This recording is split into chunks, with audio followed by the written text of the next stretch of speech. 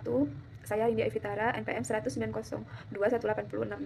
Saya dari Prodi Ekonomi Pembangunan, Fakultas Ekonomi dan Bisnis. Dengan judul skripsi saya, analisis ekonomi terhadap biaya produksi, harga pokok dan penawaran pada usaha batik Ibu Paini di kawasan Batik Kabupaten Bojonegoro. Dan dibantu oleh dosen pembimbing saya, Yuka Sundaya, SE, MSI. Batik merupakan salah satu produksi hasil karya tradisional bangsa Indonesia. Hampir semua daerah di Indonesia mempunyai karya batik dengan ciri khas dari segi motif dan juga desainnya. Hal ini merupakan kekayaan dan juga hasil karya anak bangsa yang perlu dilestarikan dan dijaga. Segi kualitasnya, pengukuhan batik sebagai warisan budaya yang tidak boleh ditinggalkan oleh Unit Senatuan Education Scientific and Cultural Organization UNESCO tahun 2009, memberikan kebanggaan sekaligus tantangan bagi pemangku kepentingan di Indonesia. Rumusan masalah. 1. Bagaimana analisis biaya produksi batik rumahan di Desa Jono, Kecamatan Temayang, Kabupaten Bojonegoro. 2. Bagaimana analisis penawaran terhadap harga batik rumahan di Desa Jono, Kecamatan Temayang, Kabupaten Bojonegoro. Sini saya akan menjelaskan kerangka analisis pasar batik. Ketika pergerakan kurva bergeser ke kanan harga batik sebesar P2, maka jumlah permintaan akan naik menjadi QS2. Sementara kurva penawaran apabila harga batik meningkat dari PE ke P2, maka mengakibatkan bertambahnya jumlah batik yang ditawarkan dari QE menjadi sebesar QS2. Jenis penelitian saya eksploratif. Metode analisis saya analisis biaya produksi, analisis fungsi penawaran, analisis model ekonometrika. Di sini saya akan menjelaskan deskripsi respondennya itu 2,20%, yang perempuan itu 8,80%. Hasil pembahasan. Biaya bahan pendukung VIKOS. Nah, di biaya bahan pendukung itu ada canting, meja, kompor listrik, kompor minyak, panci. Itu semuanya satu buah. Kuantitas 200-nya itu jumlah total biayanya 1.637. Nah, kalau yang kuantitas 270-nya itu 1.637. Kuantitas 150-nya itu 1.637. Biaya bahan baku variabel cost per unit. Itu ada kain mori, ada pewarna, lilin, wajan. Satu buah. Harga satuannya itu ada 25.000, ada kain morinya 25.000, pewarnanya ada 4.000, lilinnya ada 8.000, wajan kecilnya 25.000 total. Kuantitas 200 piecesnya itu 5 juta, yang 5 juta 125 dengan harga 50.000. Total semuanya itu 5 juta 175.000. Kuantitas 270 piecesnya 6.750.000, 250, 100, dan total biayanya 7.100. Kalau yang kuantitas 150 piecesnya tuh ada 3 juta, yang kainnya 3.750. Kalau yang itunya pewarnanya 140.000, kalau yang lilinnya 30.000, wajan kecilnya 70.000, total semuanya 3.990.000. Saya akan menjelaskan analisis harga pokok HPP-nya. Jenis 01, biaya bahan baku variable cost. Pesanan kain batik cap 150 pieces itu 3.990. Biaya pesanan kain batik cap 200 pieces yaitu 5.175.000. Pesanan kain batik cap 270 pieces yaitu 7.100. 2. Biaya bahan pendukung VIKOS-nya itu pesanan kain batik cap 150 pieces 1.637. Pesanan kain batik cap 200 pieces itu 1.637. Pesanan kain batik cap 270 pieces itu juga sama 1.637. 3. Biaya tenaga kerja variable cost yaitu pesanan batik kain cap 150 pieces itu 2.545.000. Pesanan kain batik cap 200 pieces yaitu 2.600. Pesanan kain batik cap 270 pieces itu 3.355.000.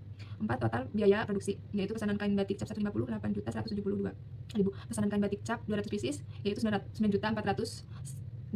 Pesanan kain batik cap 270 pieces yaitu 12.092.000. Terus yang kelima, unit pesanan yang 150 pieces itu 150, 270. 6. HPP per unitnya yang cap batik 150 pieces itu 54.480. Kalau yang 200 pieces 47.060. Kalau yang 270 pieces 44.785 pieces. Yang ketujuh, tingkat keuntungan. Keuntungan yang dari 150 pieces itu 30%, kalau yang dari 200 pieces itu 30%. Sama sih ya, 270 pieces juga 30%. 8. Keuntungan 30% dari HPP per unit. Keuntungan yang 150 pieces 16.344. Terus yang batik cap 200 piecesnya itu keuntungannya 14.118 pieces. Nah, keuntungan 270 itu 13.435. Labanya yang 150 pieces 10.623.600. Kalau yang 200 pieces labanya 12.236.000. Kalau yang 270 pieces 15.716.600.000. Dan sebelum harga jual semua yang 150 pieces itu dihargain 70.824. Kalau yang 200 pieces itu 61.178. Kalau yang pesanan 270 pieces itu harganya total harga jualnya 58.220. Di sini saya akan menjelaskan regresi linear berganda.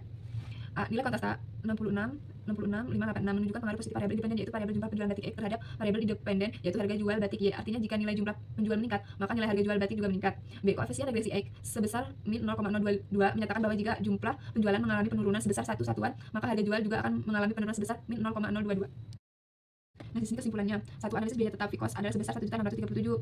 Nah, produksi batik sudah 200 pesanan. Biaya variabel cost untuk memproduksi batik dengan jumlah 200 pesanan adalah sebesar 5.175.000. Sedangkan untuk memproduksi 270 pesanan adalah sebesar 7.100. Dan untuk 150 pesanan adalah sebesar 3.990.000. Biaya tenaga kerja untuk memproduksi pesanan batik 150 pieces adalah sebesar 2.540.000. Untuk memproduksi harga batik 270 sebesar 3.355.000.